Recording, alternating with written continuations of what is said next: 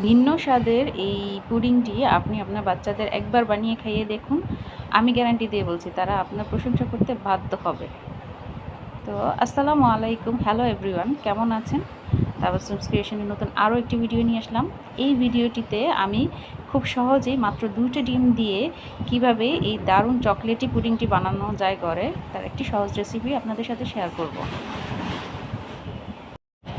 রেসিপিটি শুরু করার আগে দেখিয়ে দিচ্ছি, দেখুন কতটা জুসি আর কতটা লোভনীয় হয়েছে দেখতে।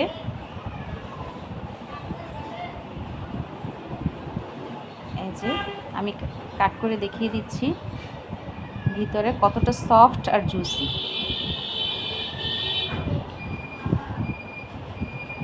খেতেও কিন্তু দারুণ হয়েছিল। তো কথা না বাড়িয়ে চলুন শুরু করা যাক রেসিপিটি।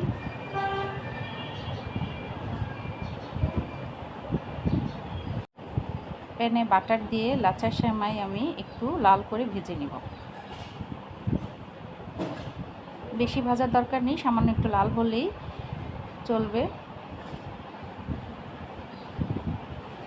ব্যাস, এখন আমি যে মোল্ডে পুডিংটা বানাবো ওই মোল্ডে আমি কিছুটা ক্যারামেল করে নিব। তো 1 টেবিল চামচ পরিমাণ চিনি আমি এখানে ক্যারামেল করে নিচ্ছি। ক্যারামেল করতে আমি কোনো রকম পানি ইউজ করিনি, জাস্ট চিনিটাই গালিয়ে নিয়েছি।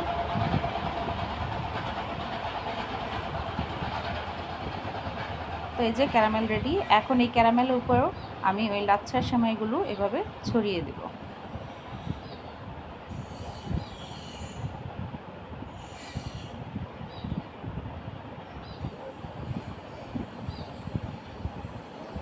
ব্যাস, এটা এখন সেট হতে থাকুক, আমরা এখানে পুডিংয়ের ব্যাটারটা রেডি করে নেব।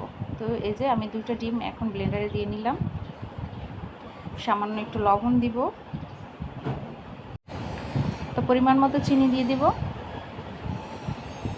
এখন দিব এই চকলেট বিস্কিটটা। এই বিস্কিটটাই যে দিতে হবে এমন কোনো কথা নাই, যার কাছে যেটা অ্যাভেলেবল সেটা দিলেই হবে। তো আমি এটাই দিলাম, আমার কাছে এটাই ছিল। আর দিয়ে দেব দুধ পরিমাণ মতো। এখানে আমি 1 কাপ পরিমাণ দুধ ইউজ করেছি। ভালো করে ব্লেন্ড করে নিব। এই যে এদিকে মোল্ডে যে সেমাইটা সেট হয়ে গেছে, এখন এর উপরে আমি ব্যাটারটা দিয়ে দিব।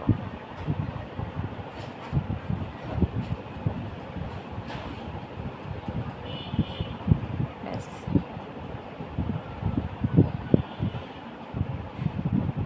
এখন এটা চুলোতে বসিয়ে দিব।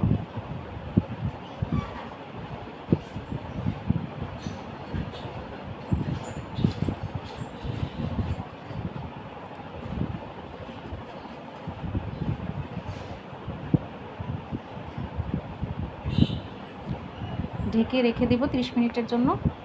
30 মিনিট পরে এই যে আমার পুডিংয়ের অবস্থা চেক করে বলছি, এই যে দেখুন একদম পারফেক্ট। এখন এটাকে নামিয়ে ঠান্ডা হতে দিব।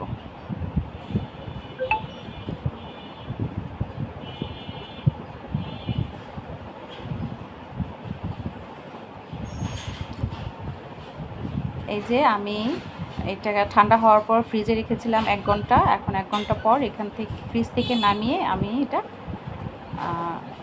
সার্ভ করব।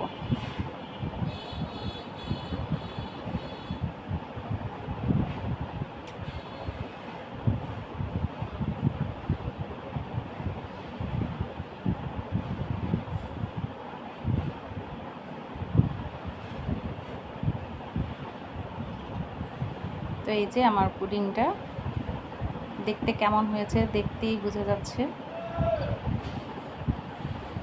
এই যে মোল্ডে কিছুটা লেগেছিল। তো ব্যাস হয়ে গেল আমার ভিন্ন স্বাদের এই পুডিংটা। একবার বাসায় ট্রাই করে দেখবেন, অনেক মজা হয় খেতে।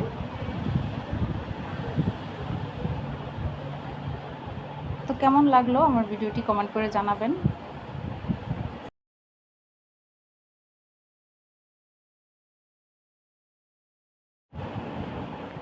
তো ধন্যবাদ সবাইকে আমার ভিডিওটি পুরোপুরি দেখার জন্য। ভালো থাকবেন সবাই। আসসালামু আলাইকুম।